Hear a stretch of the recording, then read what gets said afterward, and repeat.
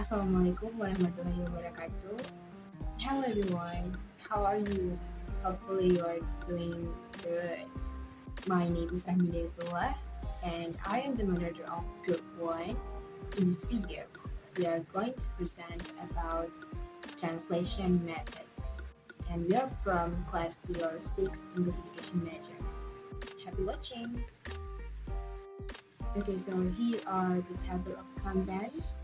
As you can see, there are 4 main topics that we are going to talk or explain.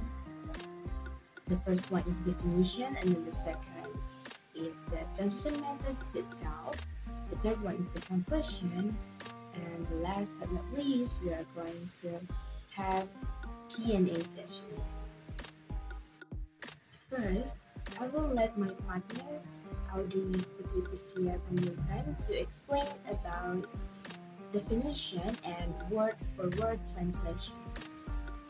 Audrey, time is yours. Okay, thank you Rahmi. Hello everyone, my name is Audrey Putri Priscilla Panjaitan and I will now explain the definition of translation method.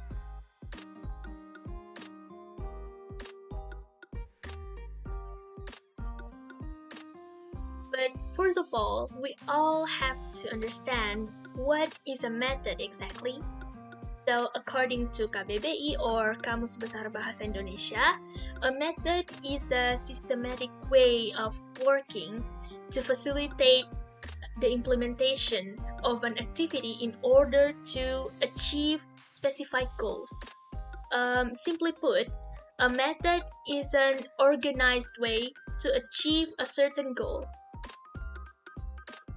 If so, what is a translation method? According to Molina and Albir, translation method is a method used by translators in the translation process in accordance with their objectives concerning the whole text. In other words, a translation method is a particular way of translating an entire text based on its purpose.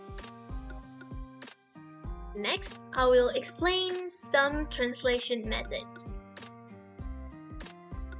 So here we can see there are a total of 8 translation methods, and Newmark in 1998 divided them into 2 major groups. The first group are methods that tend to stick to the source language, which are the word-for-word translation, literal translation, faithful translation, and semantic translation. While the second group is methods that tend to stick to the target language, namely adaptation, free translation, idiomatic translation, and communicative translation. I will explain the first method, which is the word-for-word translation.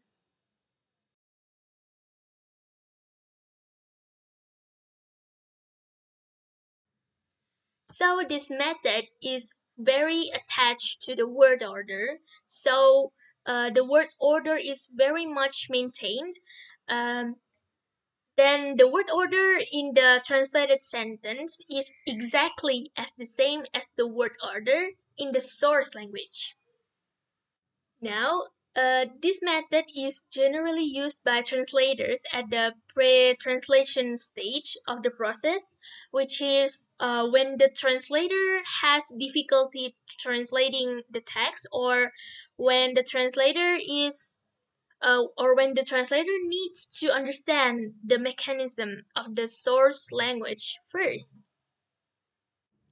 Let's take a look at the first example. In the source text, says, "She likes this traditional food."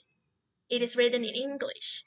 While in the target text, it says, "Dia menyukai ini tradisional makanan."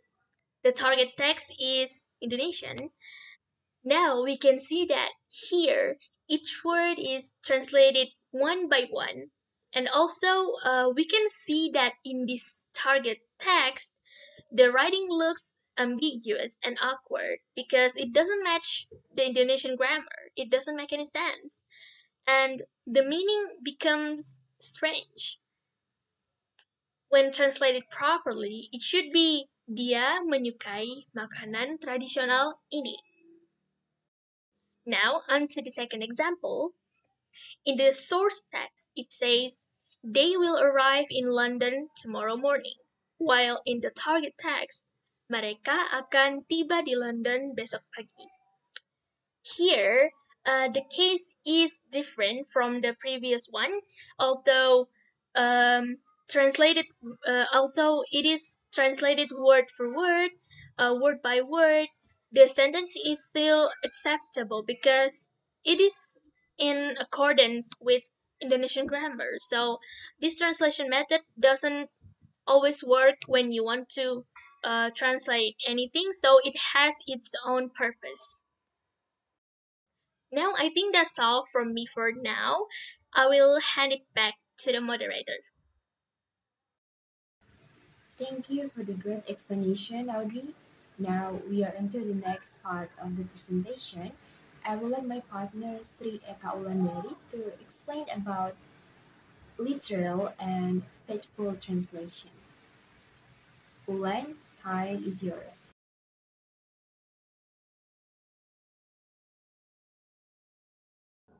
Thank you, Rahmi, for the chance. Hello, my name is Sri Eka Ulandari, and I will explain about literal translation and faithful translation.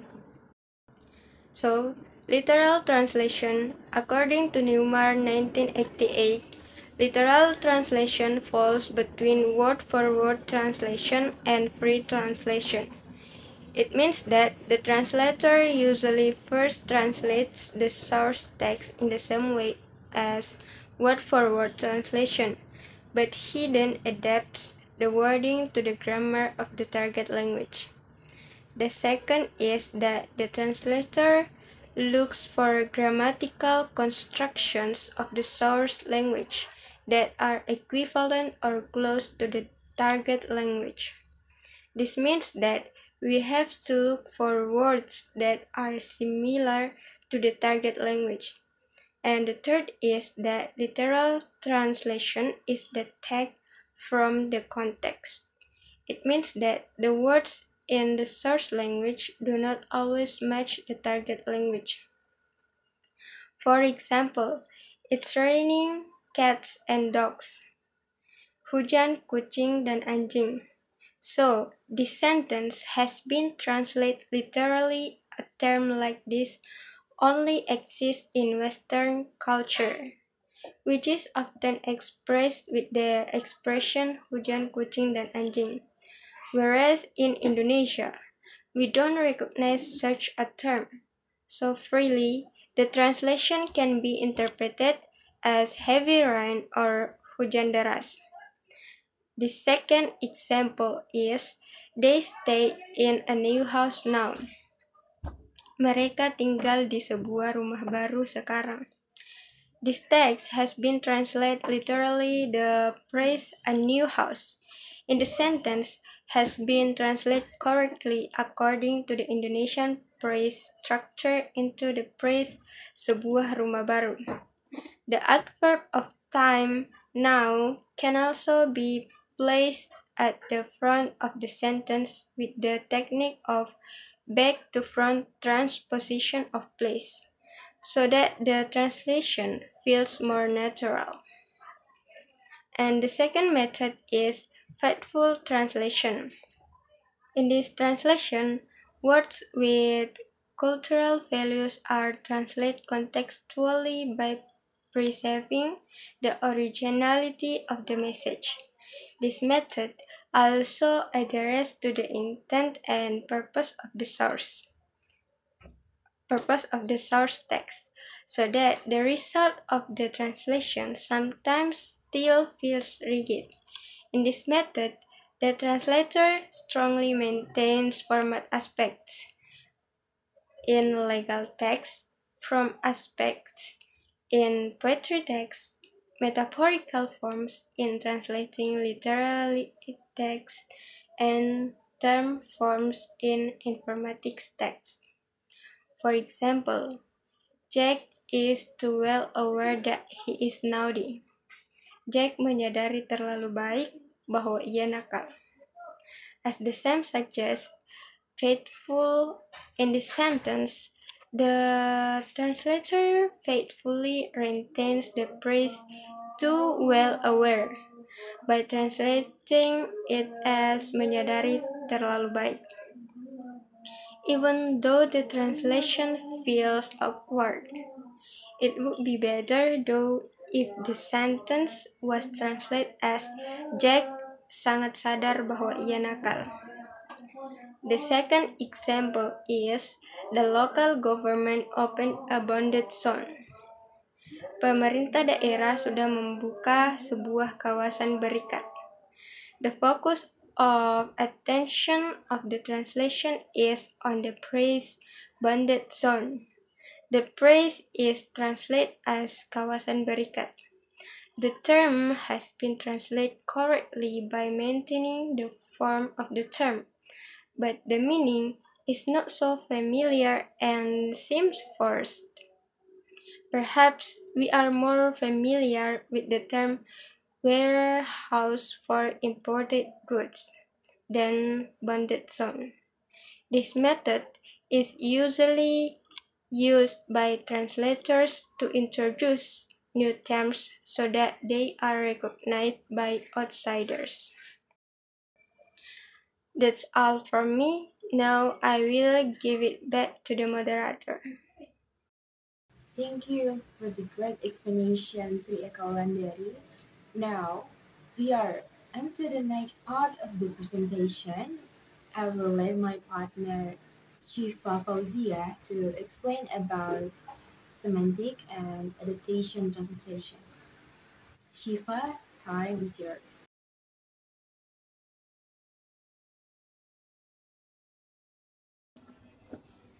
Okay, thank you, moderator, for the chance. So I'm Shifa Fauzia, and now I'm going to present about semantic and adaptation translation.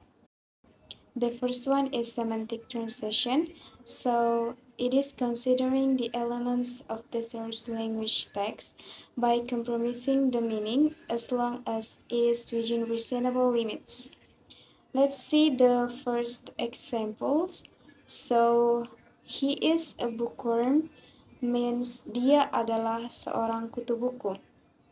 So, in Western culture, people who love to read books are called bookworm, while in Eastern cultures, such as in Indonesia, we called them kutu buku. Both of them have the same meaning. And then the second example is keep off the grass. It means jauhi rumput ini. It actually can be means a lot, such as jangan injak rumput or hindari rumput, and so on. And then the third one is he is wearing a heavy jacket. The word heavy means thick. So in everyday language, we don't say jacket berat, but we can say jacket tebal. So I think that's all about semantic translation. And then let's move to the adaptation translation. It is widely used in translating drama and poetry. The source texts are written and adapted into a target text, and it is also retain the original character and storyline if adapting a drama, but the dialogue can be changed. So let's see the example. Hey Jude, don't make it bad. Take a sad song and make it better. Remember to let her into your heart. Then you can start to make it better. If we translate it into Indonesian, it means kasih di manakah? Mengapa kau tinggalkan aku? Ingatlah, ingatlah engkau padaku. Janji setiamu takkan kulupa. So the dialogue underwent a huge change. And yeah, that's all for me. Thank you, and I give it back to the moderator. Okay, for the next material will be explained by myself. I will explain about free translation.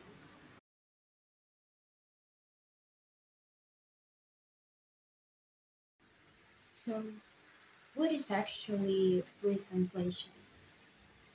The free translation method is a translation that prioritizes the content rather than the form of the search text. The translation results using this method are usually in form of a paraphrase that is longer than the original form. This is intended so that the content or message of the author of the search text will be more clearly accepted by target language users, so that the translation is wordy and lengthy. And the resulting translation even looks like it is not a translation. Look at this example. So the search language text is the flowers in the garden, and the target language text is bunga-bunga yang tumbuh di kebun. So the case of free translation is different from the case of adapted translation.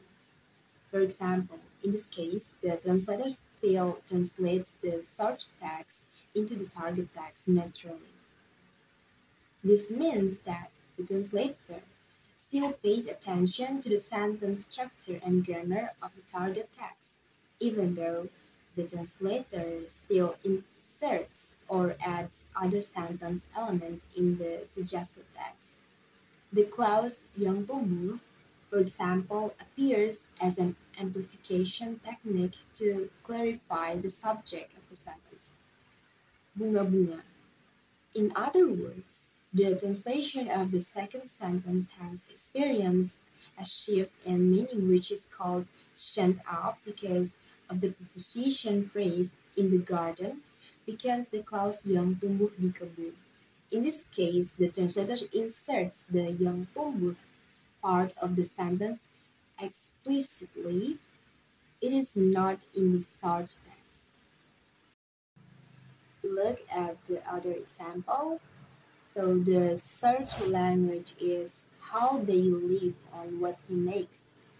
And for the target language is bagaimana mereka dapat hidup dengan penghasilan. In this case, there is an addition of the dapat modality in the target language that does not appear in search language.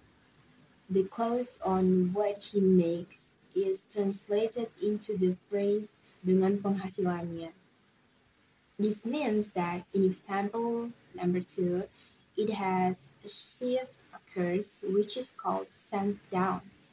However, the search language in the form of interrogative sentences is still translated becomes the target language of the interrogative sentence.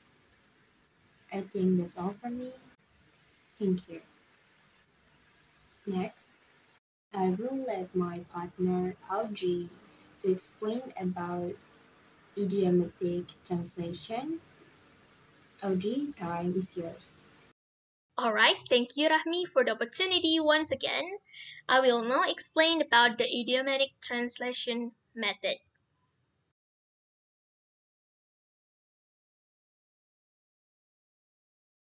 So, the idiomatic method uses the natural form in the target language text according to its grammatical construction and lexical choice.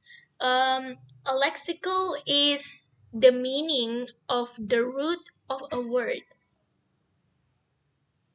Then, according to Newmark, this method produces messages in the target language text with expressions that are more natural and familiar than the source language text.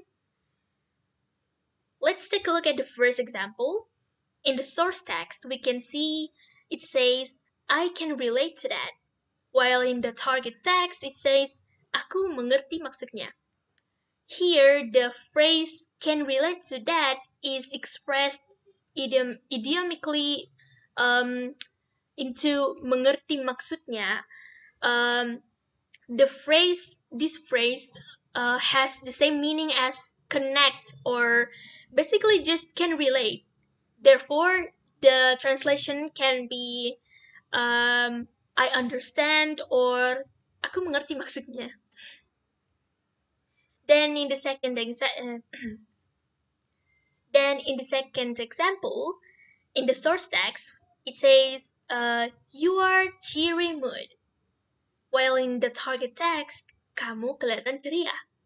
Here, the phrase cheery mood means cheerful mood or riang gembira in Indonesian. So it is idiomatically translated with another expression, which is you look cheerful or kamu kelihatan gembira or ceria. I think that's all from me. I will now hand it back to the moderator. Thank you for the great explanation, Audrey. Now we are into the next part of the presentation. I will let my partner, Fira Desianti, to explain about communicative translation. Fira, time is yours.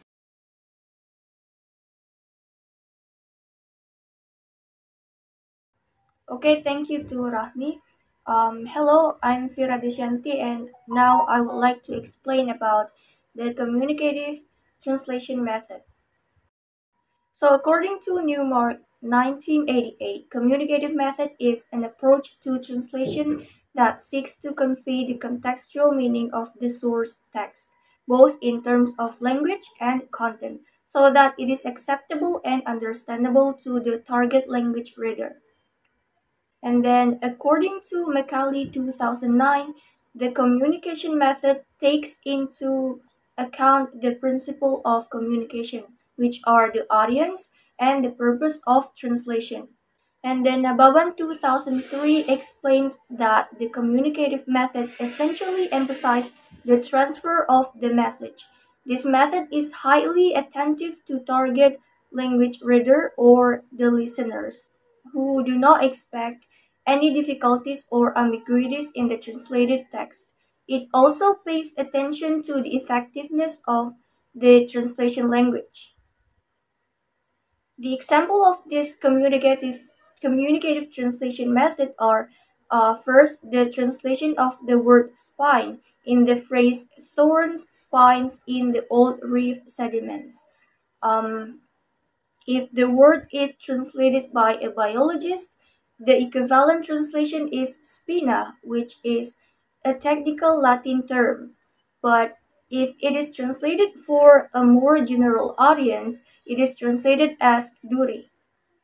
And then for the next example, the sentence "Awas anjing galak" can be translated as "beware of the dog" rather than "beware of the vicious dog," because in this case, the word "beware" already suggests that the dog is vicious, so the word "vicious" no longer needs to be added.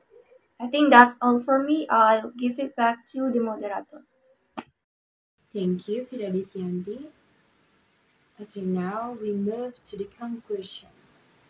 So, the conclusion of this material, there are 8 kinds of translation methods applied by translators according to their respective uses, namely word-for-word translation, literal translation, faithful translation, semantic translation, adapted translation, free translation, idiomatic translation, and communicative translation. Okay, I think we've covered everything about this topic, so this marks the end of our presentation. If you have any questions, feedbacks, or opinions, please don't hesitate or shy and ask away. Thank you. Wassalamualaikum warahmatullahi wabarakatuh.